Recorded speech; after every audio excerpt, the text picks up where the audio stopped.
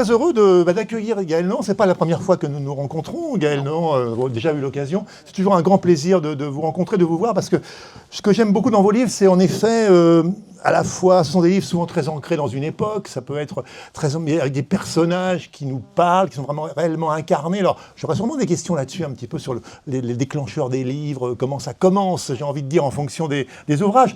Donc j'ai une question un peu générale, voilà, sur un peu vos romans en général. Peut-être que c'est différent selon les romans.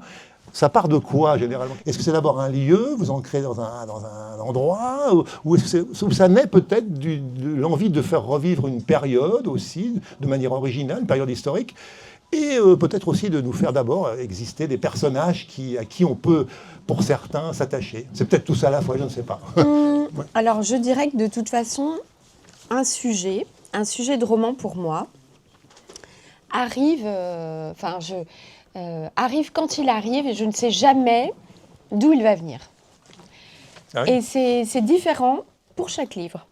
Par exemple, La part des flammes, c'était l'été 2004. Je m'en rappelle très bien parce que c'est l'année où j'ai eu ma fille. Et tous les jours, j'avais une occupation qui était de lire au café le journal du début à la fin. Et c'était Libération. Et je lisais même les petites annonces. Je lisais tout. Tellement je m'ennuyais cet été-là. Ouais. Et donc, il y avait les faits divers d'époque cet été-là dans Libération. Et donc, tous les jours, il y avait un fait divers d'époque. Je les lisais sans plus, quoi. Et un jour, c'était l'incendie du bazar de la Charité. Et donc, il y avait 5 ou 6 lignes, pas plus. Eh bien, j'ai su, en lisant ces quelques lignes, qu'il y avait un sujet de roman qui m'attendait là.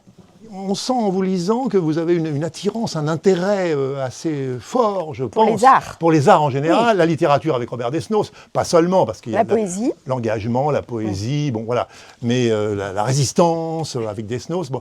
Là, au départ, la photographie s'est imposée pour ce livre-là, parce que cette femme n'a pas appris de métier. Et que pour la photo, depuis le début du XXe siècle, est une des trajectoires possibles d'émancipation pour les femmes. Et donc elle a dans sa vie la photo, mais c'est juste qu'elle n'en a jamais fait un métier, parce que c'était pas dans son projet. Et puis que même, c'est une bourgeoise de Chicago. Une bourgeoise de Chicago, ça travaille pas. Voilà, enfin, quand elle peut se le permettre, dans les années 50, ça travaille pas. Voilà. Et quand elle va se retrouver en exil à Paris en 1950, et pauvre, elle a la photo. Et cette photo va incarner son autre vie. Au début, elle n'arrive pas du tout à vivre cette vie d'exil tellement elle est déchirée intérieurement. Donc, elle se protège du monde aussi derrière son appareil, derrière son objectif. Et puis, c'est aussi, paradoxalement, l'appareil photo qui lui fait rencontrer des gens. Et c'est l'appareil photo qui va la ramener dans le monde, dans le bain bouillonnant du monde. J'adore Robert Desnos. C'est une bonne raison. Parce que ce personnage, en fait, c'est mon poète de chevet. J'en ai un, c'est lui. Et je me suis dit, bon, qu'est-ce que je pourrais faire? En fait, il faudrait que j'arrive à le présenter à plein de gens. Comment je pourrais présenter Desnos à plein de gens? En écrivant un roman. Un roman dont il serait le héros et où j'utiliserais tout ce que je sais, tout ce que j'apprends sur sa vie. C'est-à-dire que j'ai utilisé toutes les archives possibles. J'ai passé 3 ans avec Desnos de toutes les manières possibles. Un petit gars à lunettes, pas très costaud. Par contre, très courageux. Le courage n'est pas lié au fait d'être costaud, apparemment. En tout cas, pas chez Desnos. Et quand j'ai commencé à écrire le livre, dans cet état très particulier qu'est l'écriture, qui est comme une sorte de concentration très très forte, qui par moments ressemble à une transe, eh bien, instinctivement, comme ça, impulsivement, je suis allée chercher les œuvres complètes de Desnos, j'ouvrais, et je savais, alors là j'étais dans un état particulier, je savais tout de suite quel vers mettre là. Ah ouais. Et d'ailleurs, oui. Comme c'était cet état très particulier de transe d'écriture, je n'ai pas, à chaque fois que je notais un vers de Desnos dans le texte, dans mon texte, comme un dialogue, je n'ai pas noté à chaque fois la référence. C'est parce que je n'étais pas dans ce truc très distanciée. J'étais complètement dedans, en fait. Et ce qui fait qu'à la fin, j'ai dû me taper de rechercher chaque vers comme une aiguille dans une botte de foin, vraiment, parce que les œuvres complètes de Dessos, il y a beaucoup de choses. Hein. C'est sûr. Et tout ça, il fallait que je retrouve à chaque fois tel vers, tel machin. Oui, c'est un travail de folie, parce qu'à la bavé. fin, il y a toutes les citations avec la référence. Oui, parce que je me par suis partie, dit, finalement, tout ça. c'est comme un apéro Desnos. Ouais. Et les gens vont avoir envie. Oui, voilà. Et donc, il fallait mettre les références. Ça a été compliqué. Alors, on demeure dans la Seconde Guerre mondiale, si je puis dire, avec le Bureau d'éclaircissement des destins. Donc là, en 2 mots, donc au cœur de l'Allemagne, c'est l'International Tracing Service, qui est le plus grand centre de documentation sur les persécutions nazies. Et on va faire la connaissance de cette jeune Irène, qui est la personnage central du livre. Et donc, c'est le point de départ un petit peu de ce Bureau d'éclaircissement des destins. Alors, même question, là. D'où c'est venu? Pourquoi? Bah oui, parce que c'est toujours intéressant. Quand vous arriviez dans un camp, pas un camp d'extermination, hein, pas à Auschwitz quand vous êtes juif et tzigane et qu'on vous emmène direct à la chambre à gaz et que vous n'êtes enregistré nulle part. Pas ces camps-là. Mais quand vous rentriez dans un camp de concentration, eh bien, on vous faisait un petit dossier administratif à votre entrée. Et ce dossier, vous suivez d'un camp à l'autre, parce qu'on était très très souvent transférés. Desnos, ça fait 5 ans. Et éventuellement, il y avait aussi avec les effets personnels avec lesquels on était arrivé dans ce camp de concentration. Et puis, à un moment, je suis tombée sur un article sur justement la restitution de ces objets.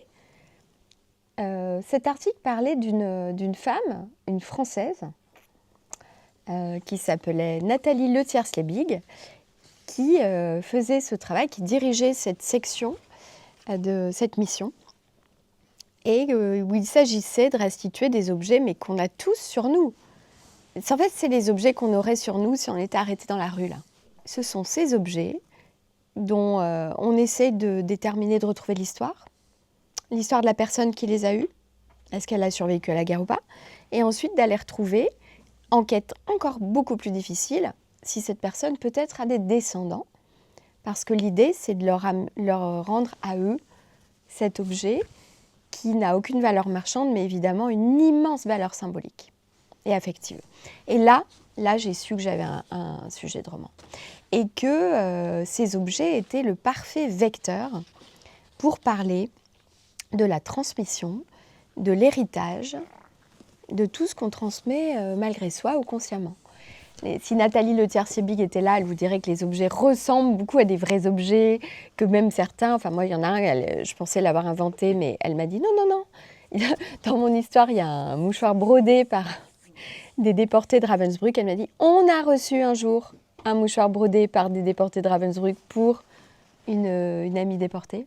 J'ai fait très attention à une chose, c'est doser l'intensité. Les choses très très dures dans mon roman, il y en a très peu. À tout casser, ça représente quelques pages. Simplement, pourquoi c'est dur? Parce que l'intensité, elle arrive à un moment particulier, à chaque fois, je l'ai fait exprès évidemment, et où avant, après, vous n'avez pas la même intensité. Vous avez des scènes qui sont beaucoup moins dures. Et du coup, l'intensité, quand elle arrive, eh bien, c'est un choc. Et c'est ce que je voulais. Alors que si vous lisez de la littérature concentrationnaire, ce que j'ai fait beaucoup dans ma vie et beaucoup pour ce livre, bah, l'intensité, elle est à chaque page. Parce qu'à Auschwitz, tous les jours, à chaque instant de la journée, il se passe des choses affreuses. Alors le tout dernier, c'est L'homme sous l'orage. Alors là, on est en 1917, donc la Grande Guerre, Première Guerre mondiale, dans le Roussillon, dans une région viticole, les Alberts, pas loin des... alors pourquoi ce lieu déjà? Peut-être une première question. Et on va suivre, en effet, c'est donc ce fameux Théodore Brienne qui débarque un jour, il veut se réfugier dans ce château.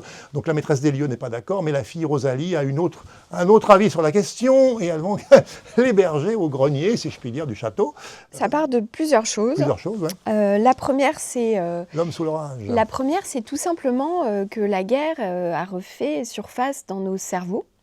En tout cas, dans le mien, ça c'est sûr, depuis le début de la guerre en Ukraine. Oui. Et puis, là-dessus, je repense à un tableau. Un tableau qui se trouvait où? Qui se trouvait dans le château de mon arrière-grand-mère.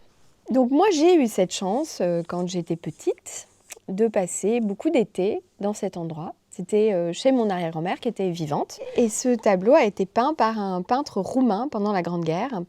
Un peintre que ma famille, à l'époque, a accueilli dans ce château et qui, pour remercier, a peint ce tableau.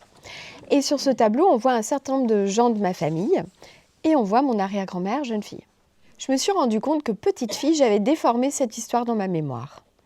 Et que dans ma mémoire, c'était mon arrière-grand-mère jeune fille qui avait caché un peintre déserteur dans le grenier du château. Et là, je me suis dit, mais cette histoire est beaucoup mieux que la vraie. C'est comme quoi. Et donc, c'est une fiction Ouais, involontaire, ok? Oui. Mais c'est une fiction. Et pourquoi je ne raconterais pas cette fiction? Puisque c'est mon métier. Dans ce moment périlleux, il avait rencontré André Derain, qui s'était pris de sympathie pour lui, proche de Braque et de Picasso. L'artiste exposait même à l'étranger et impressionnait Théodore, donc Théodore Brienne, un des personnages du livre, qui est donc le déserteur. Théodore, par sa culture, sa curiosité insatiable. Ils avaient vidé les bouteilles et partagé les festins de pauvres. Derain le rassurait, l'encourageant à emprunter sa propre trajectoire et à se fier à son exigence. L'été suivant, il l'avait emmené dans le sud, lui avait présenté ses amis de la Côte d'Azur et ceux des rivages de la Catalogne française. Théodore était tombé amoureux de la lumière. Il n'était pas le premier à vivre cette révélation profonde, ni à sentir qu'elle le transformait à jamais.